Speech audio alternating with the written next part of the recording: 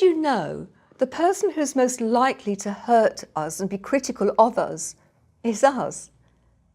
In today's episode, I'm going to show you how to love and appreciate yourself, wobbly bits and all. Every single person is powerful, perfect as they are. And I believe we all have a role to play in making this world a better place. My purpose is to help people step into their power. Hi, it's Gina again. The most important relationship you will ever have is the relationship that you have with yourself. Why? Because every relationship you have is a reflection of the relationship you have with yourself. Those who believe they're less important than others, who don't love and appreciate themselves for the unique, amazing, creative people they are, will be far more likely to allow others to treat them badly too. Bullies need to feel powerful and in control in order to feel better about themselves. They look for those who lack confidence and self-worth as their easy prey. You send signals out all the time about whether you're someone who's prepared to stand up for yourself, to set boundaries, ready to walk away, or are prepared to be bullied.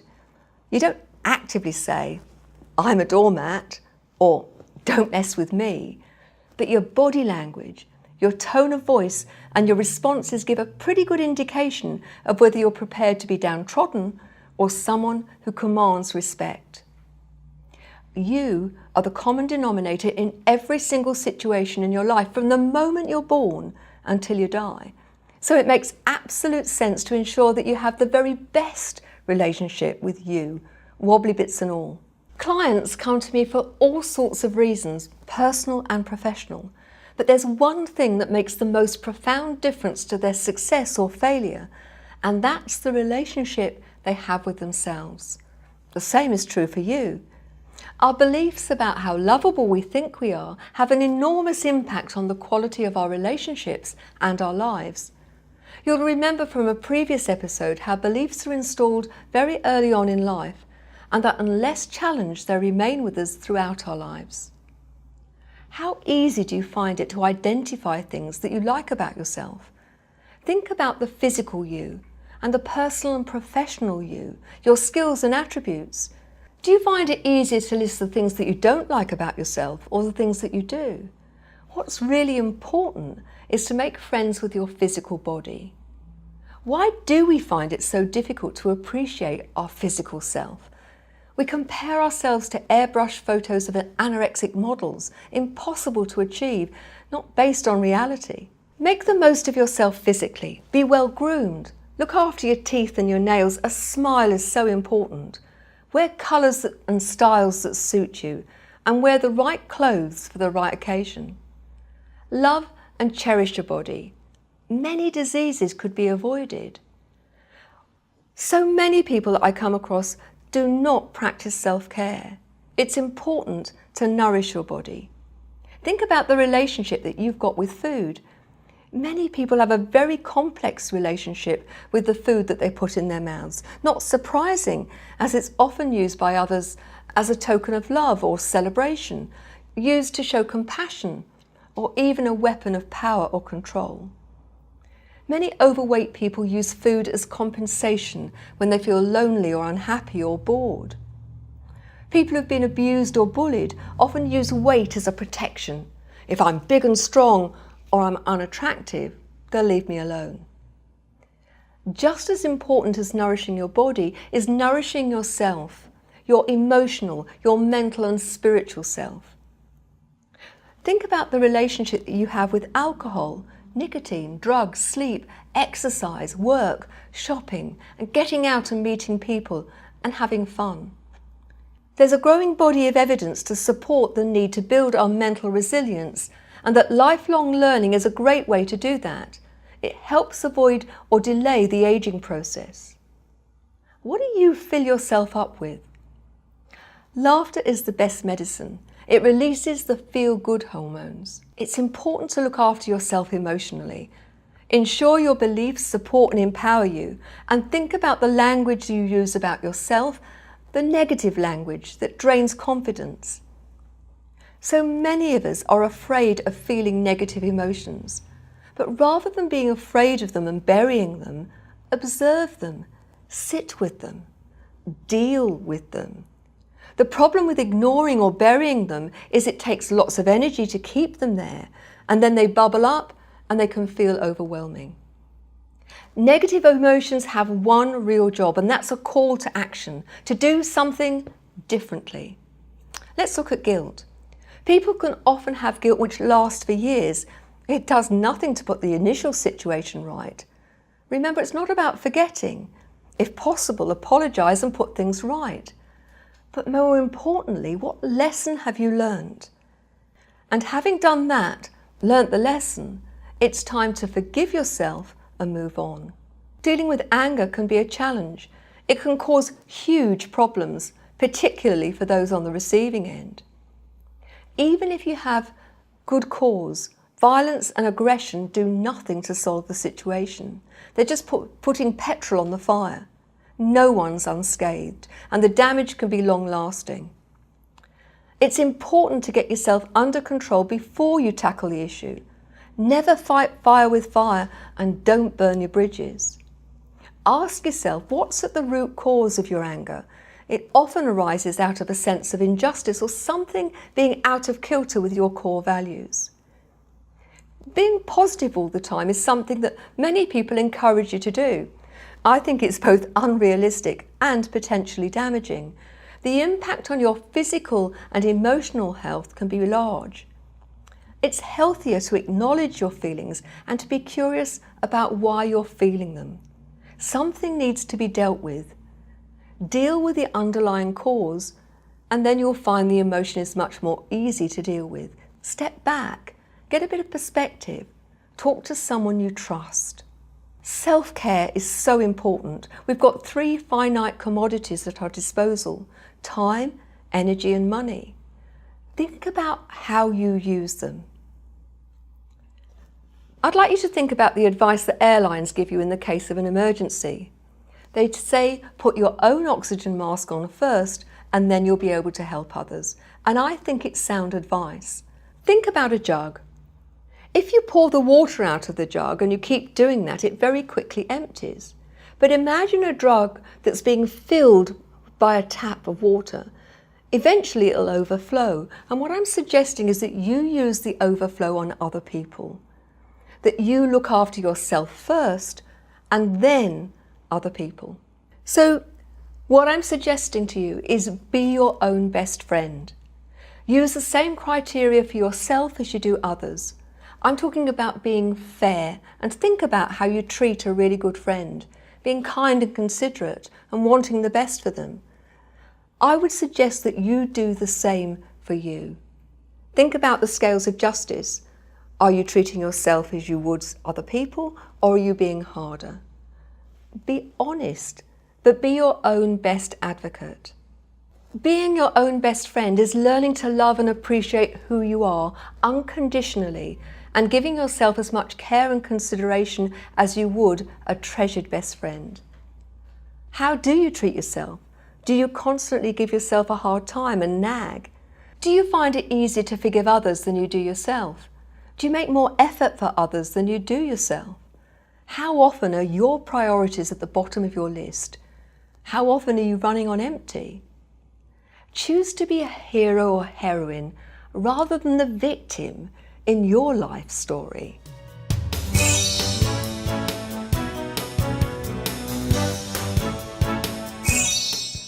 We've been talking about how important it is to have a great relationship with yourself, as your relationship with you is reflected in every single relationship you have with other people. I'd like to share with you the story of Tina. Tina was an executive in a large manufacturing company. She came to me because she wanted to change the pattern of disastrous relationships that she had. One after another ended in absolute disaster. When we started to explore what was going on, at the real heart of her problem was the fact that she didn't like herself. She didn't have any sense that she was worth anything. She didn't look after herself. She put everybody else first, and as a result, she was run ragged. Now, within the relationships, she was looking for somebody who was going to look after her, somebody who was going to be strong. Problem was, she always went for the same sort of guy. And in the first instance, the first heat of the relationship, everything was wonderful. But very quickly, she became clingy and the guy became very controlling. She allowed herself to become a victim. And at the heart of her being a victim, the problem there was that she didn't believe that she was worth being treated any better. So, in the first instance, what we had to do is to actually help her develop a greater sense of self-worth. And I did that with her by using the principle of being your own best friend. I asked her to identify what are the characteristics of a really great friend. How would a great friend look after you, be with you, listen to you? And she was able to rattle off a whole list of things, and I'm sure you can do the same. And I have to say, it's an exercise really worth doing. But I then asked her to think about treating herself as she would a really good friend. And to start with, she found that absolutely impossible. So we had to come up with a different ploy. And that was, I asked her if when she was a child, had she had a secret friend, an imaginary friend or an alter ego? And she said that she had.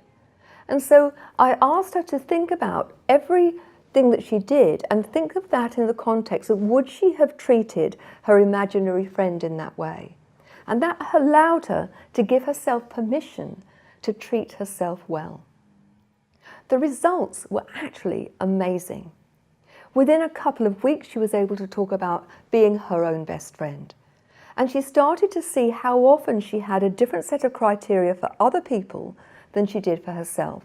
How if somebody else did something wrong, she would perhaps say something, but then let it go. But if it was her, that voice in her head would go on and on and on. You shouldn't have done that. You should have done the other. She started to treat herself better, to actually look after herself, to feed not only her body but her soul, to do things which filled her up. The interesting thing was that you could see from her body language that she was actually changing. Over a period of weeks, her self-worth, her sense of being an amazing, creative human being began to grow.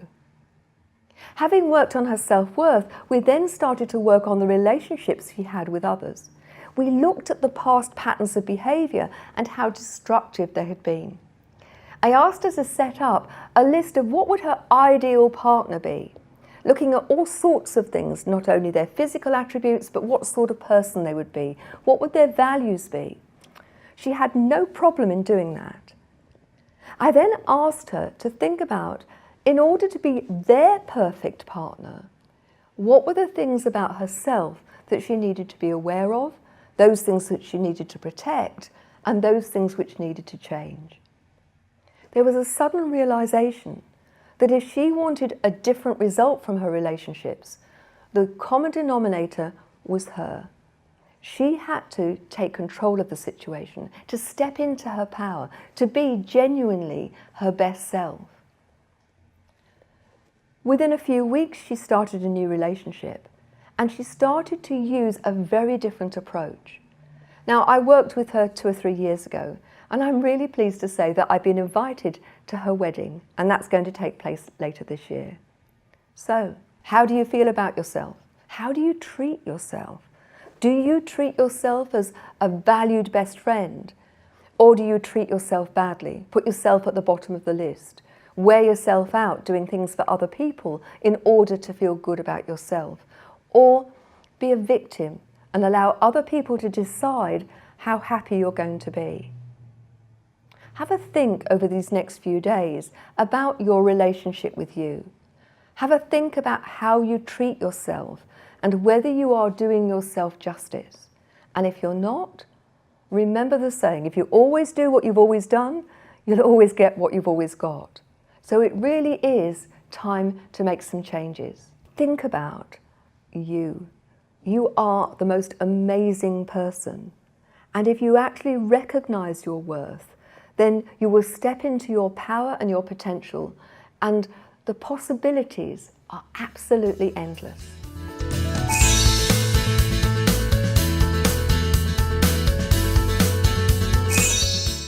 It's mailbag time again, and today all of the questions are around your relationship with you.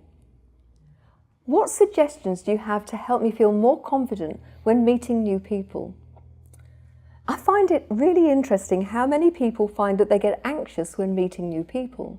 And I would say to you, nobody knows the difference between when you're actually feeling confident and when you're faking it. So fake it and eventually you'll make it. Stand tall, imagine a golden thread pulling you up. Smile, really important. Look for someone standing on their own or people who are in an open group. Make eye contact and focus on making the other person feel comfortable. The chances are they're nervous too. Introduce yourself. Practice what you want to say beforehand, but keep it simple. Often, people are confident in one type of situation but feel anxious in others. The consummate professional who hates meeting new people socially, the social butterfly who struggles in formal situations. Remember, you can actually translate that skill into the new situation. Keep it simple. People love to talk, so ask questions. Have you travelled far? Have you been here before? What do you do? What do you think about? And make it something to do with the event. Keep it light and positive. Listen actively. Make eye contact. Smile. When you focus on the other person rather than the anxiety, things begin to feel so much easier. Number 2, I want to lose weight and I've been on lots of diets but always put the weight back on. What will make it easier? Well, you're not alone. There's more and more evidence that there needs to be a holistic approach to losing weight. The simplistic view is that eat fewer calories, take more exercise, so you burn off more calories than you eat. In reality, the issue is far more complicated for many people who've experienced lifelong struggle to lose weight. The relationship you have with yourself and with food will have an enormous impact on your ability to lose weight. Think about whether you use food as an emotional crutch or as a defense. If this is the case, then it is really important to deal with the root cause. Developing a positive self-worth will help enormously. There's now a growing body of evidence that the digestive biome, our gut flora, has a direct impact on our ability to maintain a healthy weight. The more varied and wholesome your diet, the more colourful it is, the more likely your biome is to be healthy. Lack of sleep creates a hormonal imbalance. When deprived of sleep, the body releases more cortisol, one of the stress hormones. We also produce more ghrelin, which is the hormone released by the stomach to tell the brain that you're hungry and you need to eat. Less sleep means less leptin, which is the hormone released by our fat cells to let the brain know we're full. The impact on weight can be marked. Of course, exercise is an important part of losing weight, but it doesn't mean you have to go to the gym. Making sure you keep moving, brisk walks, taking the stairs rather than using the lift will make a significant difference over time. Exercise burns off calories and releases the feel-good hormones, endorphins, serotonin and dopamine. Having a supportive group around you who will encourage you in your efforts to lose weight has been proven to help enormously. And it's also helpful to work with a coach to explore any emotional challenges, limiting beliefs or potential blocks. Number 3. How can I help my children to have a great sense of self-worth? Well, I'd say firstly, think about the language you use. Rather than criticising them, focus on their behaviour. So instead of saying, "What an idiot you are, what a disappointment you are to me," try, "I love you very much, and I know you're capable of so much more, which means I find this behaviour very silly or disappointing. I'd like to see you," and then describe the behaviours you do want in the future. Before we finish today, I want to offer you 3 things which, if you take them on board, can make a huge difference. So treat yourself as you would a treasured friend. No better, but certainly no worse. And doing so will make a humongous difference to the quality of your relationship with yourself and therefore with others. Look for the patterns of behaviour in past relationships and learn from them. Remember, you are the common denominator in every relationship, and if you always do what you've always done, you're going to expect the same result. Look for the patterns of behaviour in yourself. Are they helping or hindering you in your ultimate goal? What behaviours would support greater success? And finally, self-care is vital. Fill yourself up first and use the overflow for others, and then you'll never run out of steam. Far from it being selfish, it makes sense to look after your physical, emotional and spiritual self. Instead of feeling exhausted, overwhelmed and pulled in all directions, you'll have lots more energy and inner resources from which to draw. It's been great to be with you today, and I'm really looking forward to seeing you in the next programme, where we will focus on the secret to achieving even greater wealth and abundance. Until next time, be genuinely you. Want to learn more? Grab a copy of my #1 best-selling book, Thriving Not Surviving: The 5 Secret Pathways to Happiness, Success and Fulfillment, on Amazon or wherever good books are sold.